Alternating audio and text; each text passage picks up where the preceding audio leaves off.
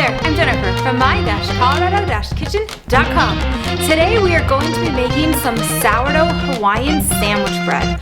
We're going to start by adding everything in the bowl of our stand mixer. I'm going to add 1 cup of some active sourdough starter to the bowl. For this, I do really like to use active sourdough starter, as it will help raise that bread a little bit better than the discard would. If you're new to sourdough, I will link my how to create a starter and my no fuss sourdough guide for you in the description below.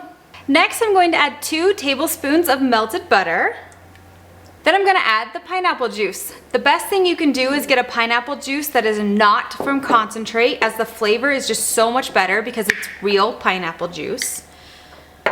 We'll do 1 cup of that. If you want more from scratch recipes that use real ingredients for everyday cooking, then hit that subscribe button. I post 2 new recipes each week.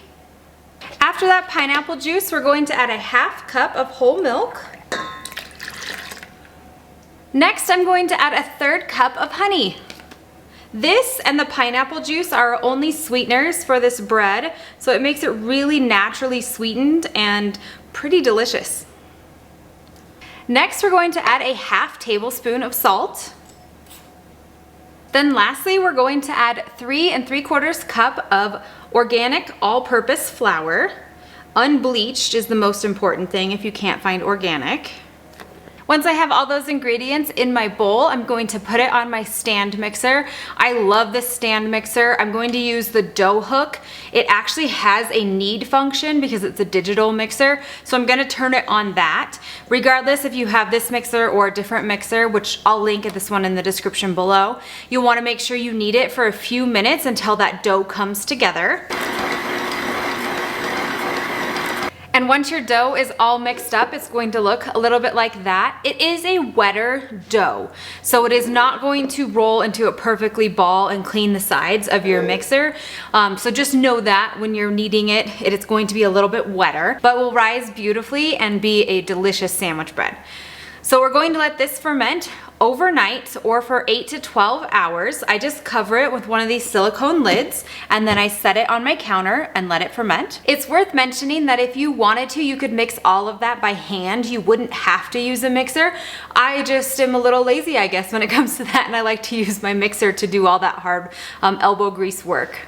The next morning, or after that 8 to 12 hours, we're gonna get 2 loaf pans. We wanna grease those. I like to grease them with butter, and that way our loaves of bread won't stick. My favorite pans, I will actually link in the description below. Those are from Pampered Chef. They're the stone pans, and they are so great. You actually don't need to grease those, but I made several loaves here, so I'll bake in those today, but we'll grease these other pans that I have.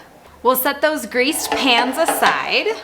Then we're going to take our dough. I mixed up this dough last night, so it is nice and risen and fluffy, ready for us to go ahead and shape. This dough is a little bit wetter of a dough, so we're going to want to take some flour. I like to put the flour directly on my countertop.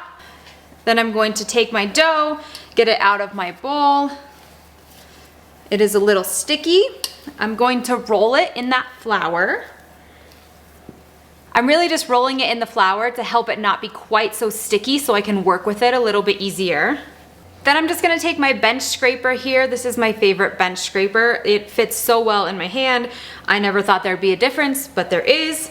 We're just gonna cut that dough in half.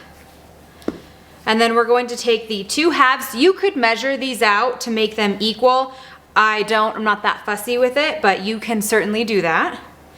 And then you're going to kind of put it in a rectangle. You'll fold the long ends into each other there. You'll fold the other ends in. Again, no fuss sourdough here, so pretty simple folds. Then I'm going to take it. I'm going to take the seam side. I'm going to put the seam side down in one of my pans. So it'll just fit in there like that. We're going to repeat with that second piece of dough.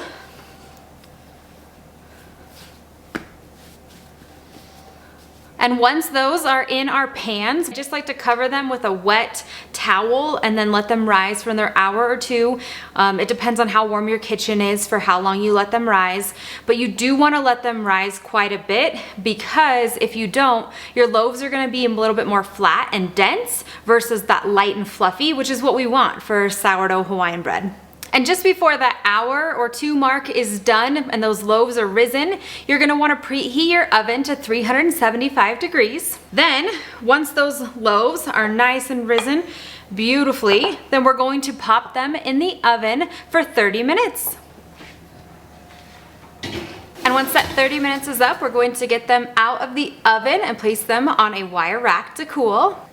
This next step is optional, but I really like to brush the tops of these with some butter and honey. So I just melted a little bit of butter and some honey together to make that mixture, and then I'm just going to use this basting brush here and I'm just going to brush it on. Then we're just going to wait about 10 minutes for these to cool in the pan, and we'll take them out of the pan to let them finish cooling all the way. Once those loaves have cooled down just a bit, I'm gonna run a knife around the edge here. This will just help it come out of the pan easier. This sourdough Hawaiian sandwich bread is so great for just sandwiches, for some French toast. You could do some grilled cheese sandwiches with it. And once you've got those out of the pan, you're just gonna let them finish cooling on this rack. You could slice into them right away, but I would probably wait an hour just to let them really cool and finish that baking. Thank you guys so much for making some sourdough Hawaiian sandwich bread with me. I really hope you like this recipe. If you want more from scratch recipes, make sure you hit that subscribe button. I post 2 new recipes each week. Give this recipe a thumbs up and then hit that bell so you never miss a recipe. For the full printable recipe details, those are on my website at my-colorado-kitchen.com, or I'll post them in the description below. From my kitchen to yours, happy cooking!